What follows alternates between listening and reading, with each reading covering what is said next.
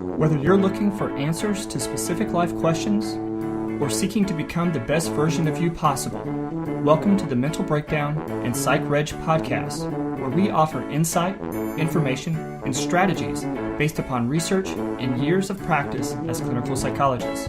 So sit back, have a listen, and get connected with our hosts, Dr. Berney Wilkinson and Dr. Richard Marshall. Welcome back. Richard, we're going to end the week with 10 helpful hints for holiday spending. Right. We talked about, we had a few things that we talked about yesterday, just some things to keep in mind. But this is from Psych Central. Right. And again, entitled 10 Helpful Hints for Holiday Spending. And we have some great strategies here for making sure that you manage and really take better control of your holiday spending.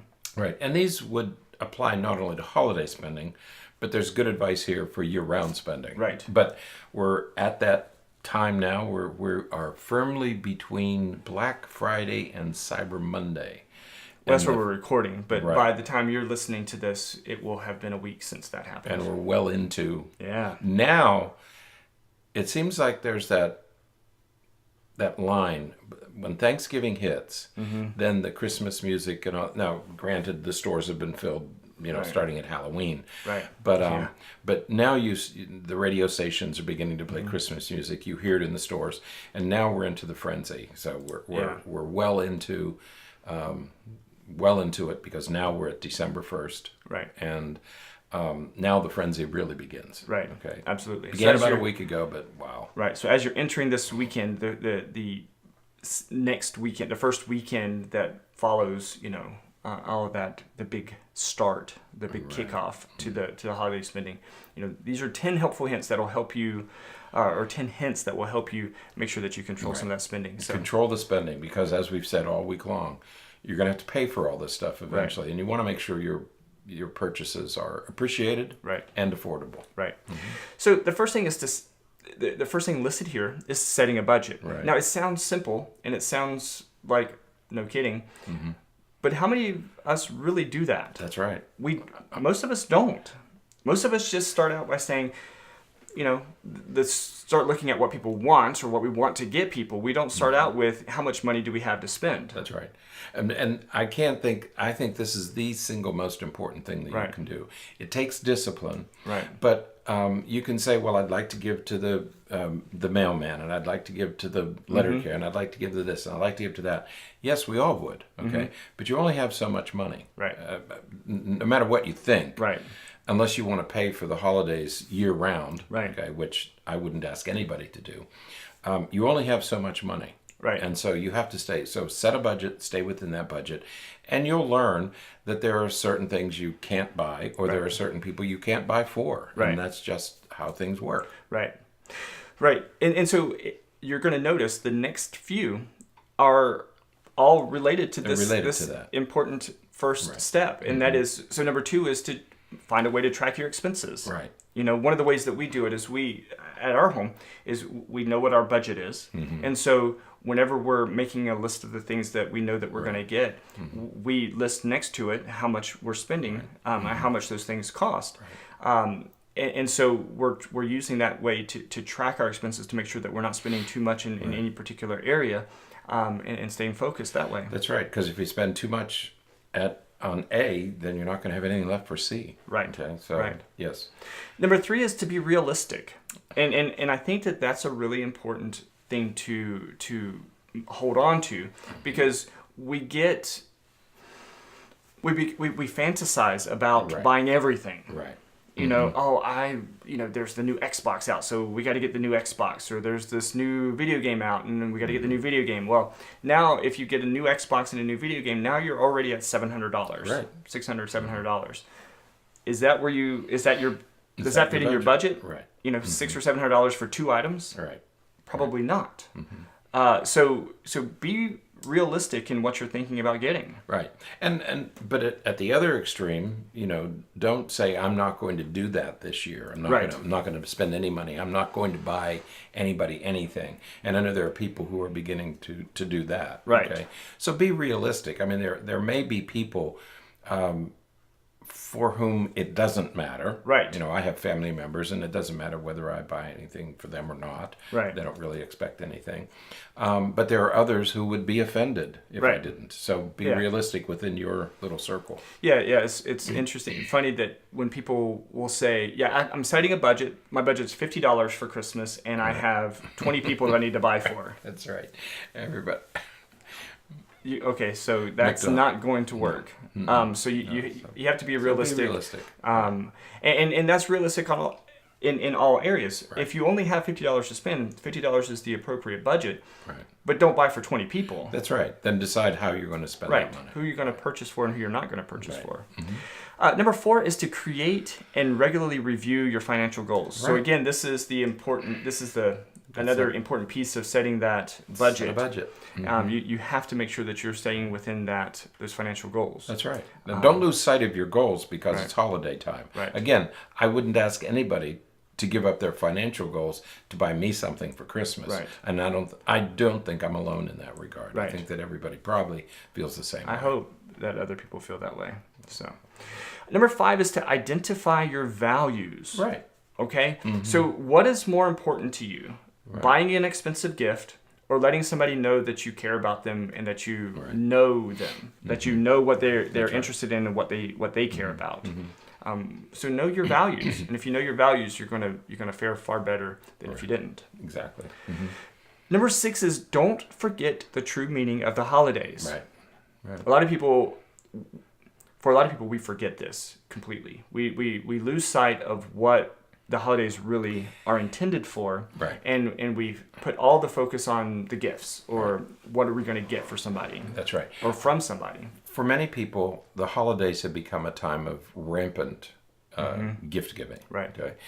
Even if you don't adopt a religious perspective, it is a time of renewal. It's a time of reflection. It's a time of connecting, making connections with people. And so even if you don't take a religious perspective, you do have the opportunity. Right. Take advantage of the other things that the holiday might mean. Right. Mm-hmm. Absolutely. Now, number 7 is to have a plan. Now, this goes along with creating a budget, but you have to have a plan for how you're going to achieve that budget. So that may mean, again, so you have $50 to spend. Let's say you have $100 to spend just to make it an even number, a round number. So you have $100 to spend and you have 5 people that you want to purchase for.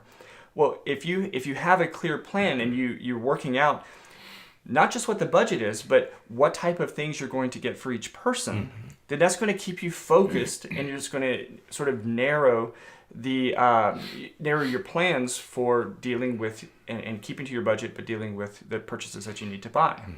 So, if again you have $100, you have 5 people that you're going to purchase for, averages out to $20 per person, and so now you sort of have a rough idea as to how much you can spend per person. And think about those people. What do they like? What do they want? What would be meaningful to them?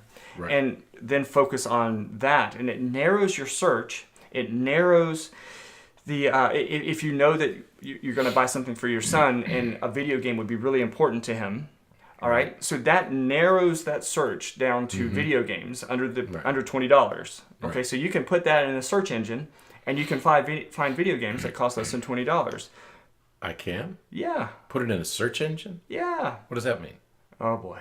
See what I'm saying, folks? This is what I'm dealing with. Wait a minute, what? Tell me. What do you mean? Search. What do you mean put it in a search engine? Do you know what a search engine is? I think I do. All right, so if you go to walmart.com. Go to their website. And you go to walmart.com and you search video games, it'll ask you what limitations you want to put on the search, and you can put in a price point that you want to limit it to, and those kind of things, and it only will then pull up items that fit that criteria. Okay. So, and that keeps you focused. You learn something every day. Or you just know it already because you know how technology works. Number 8 is only buy stuff on sale. That offended me. Yeah. I'm a little bothered by that one as well. I agree with the first 7 and the last couple. This one bothered me. I said, well, wait a minute. Why do I have to only buy on sale? Right. I think that they're trying to talk about, they're trying to emphasize the point of saving money here, now, certainly. If you want to, if you're doing that to stay within your budget, right, or under budget, right, that's okay. Right. Okay. But if you know the perfect thing for somebody and it's not on sale, exactly. Right. you don't want to. You don't want to be too rigid on that plan. Yeah, I'm going to go out and buy things on sale, whether they like them or not. Right. That's when you get socks and things that you don't wear.